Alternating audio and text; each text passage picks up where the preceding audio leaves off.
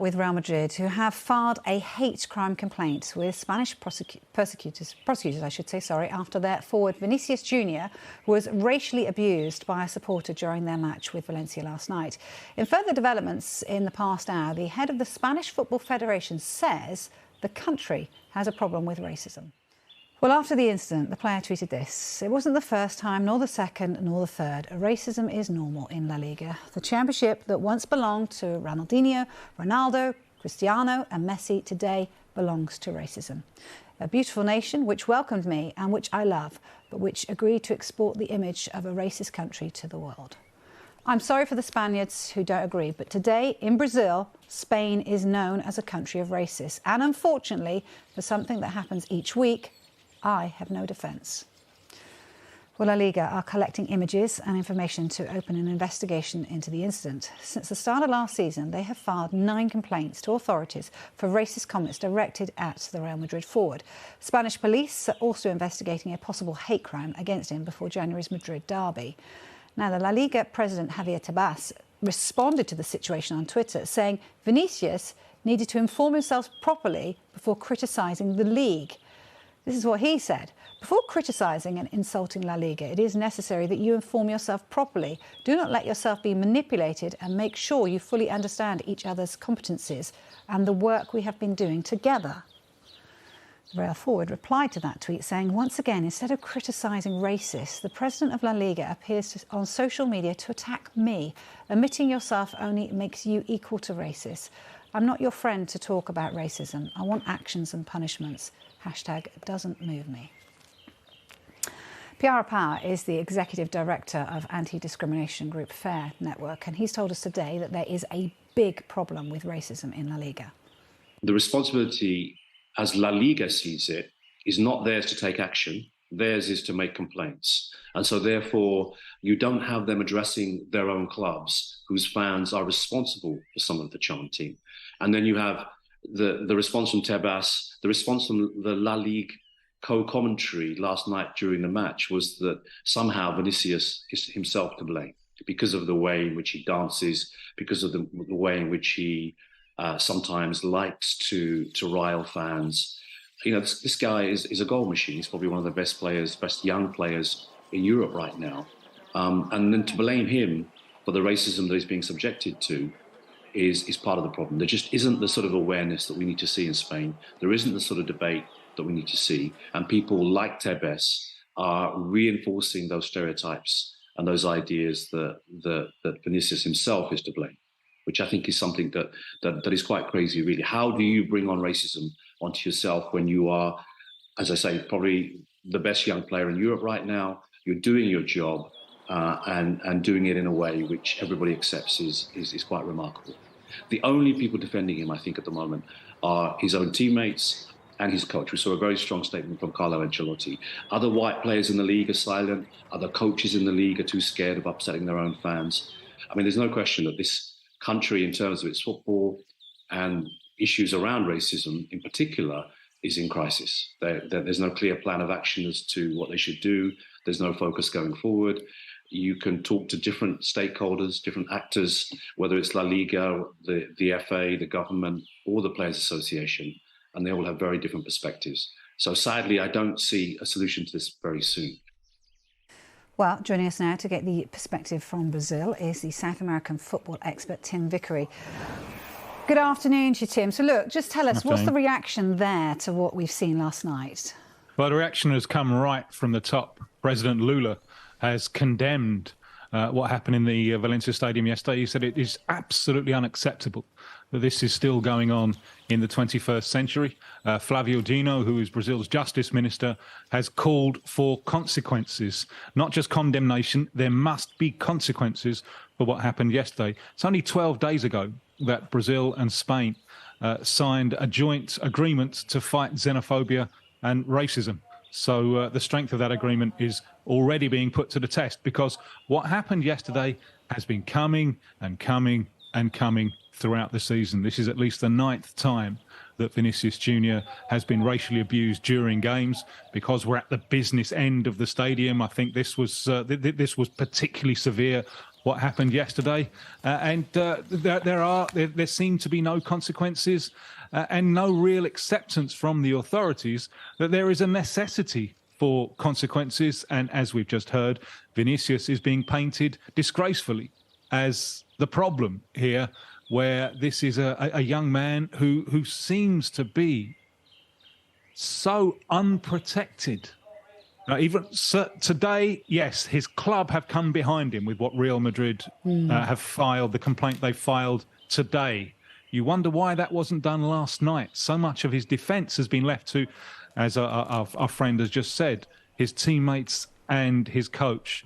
And word in Brazil from Vinicius Jr.'s people is that he's just had enough. Now, he's just extended his contract until 2027. But unless there are severe action, unless there are severe consequences to a problem which has clearly been allowed to grow out of control because there haven't been consequences, this hasn't been nipped in the bud earlier, I think Vinicius will be very unhappy to continue his career at Real Madrid if there are not consequences from what happened yesterday. Yeah, Tim, I have to agree with you on that.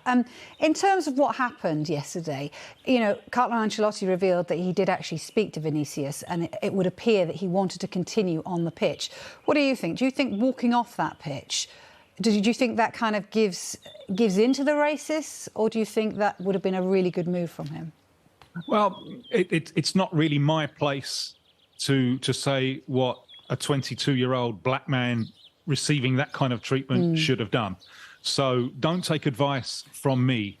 But I would say, in the insignificance of my opinion, that it would have been better had he walked off. It would have been better had he said, this is absolutely unacceptable. This totally extrapolates football. This is bigger than football. And I apologise for the pretension here. If I was in the position of Carlo Ancelotti there, the older, one would hope, wiser man, I would have said, walk off. If this is too much, and it is too much, walk off. So I apologise for the pretension there, but that's what I would have done. It's easier, I think, for me to put myself in the shoes of Ancelotti than it is of those of Vinicius Jr. No, I agree with you wholeheartedly in that. I think a lot of us, older heads are thinking Ancelotti maybe an arm around and said, you know what, you don't have to deal with this. Bearing in mind the fact that he is only still 22 and the fact that he is actually just doing his job, how much outrage is there in terms of Brazil out there as a nation at what they're witnessing? Do you feel, how much are they standing behind their player? Plenty, and he had to go through a fair bit of this in Brazil, and Brazil is by no means blameless in this. So he's had to fight, and this is something which has given him strength, perhaps a little bit too much strength yesterday. Perhaps as we're saying, perhaps it would have been better had he said no, walk off, don't want to deal with this. But he hasn't got where he's got by luck. And he hasn't got where he's got just by talent either. There has been an extraordinary amount of dedication and hard work, and he had to overcome prejudice in Brazil before he had to overcome prejudice in Spain. It's much more public and I think much more damaging now in Spain because he seems so isolated. But yes, now the nation stands behind him. And again, I apologise for taking this purely back to football terms for a minute. With Neymar's injury problems and his uncertain future, I think now whoever the next Brazil coach is, and it could well be Carlo Ancelotti, that's the man that Brazil wants.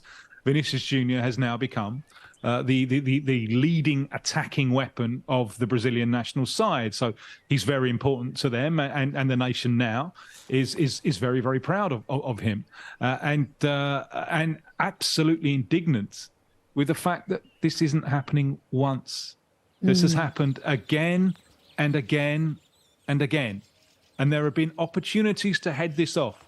There have been opportunities to draw a line and say, look, this behaviour is unacceptable.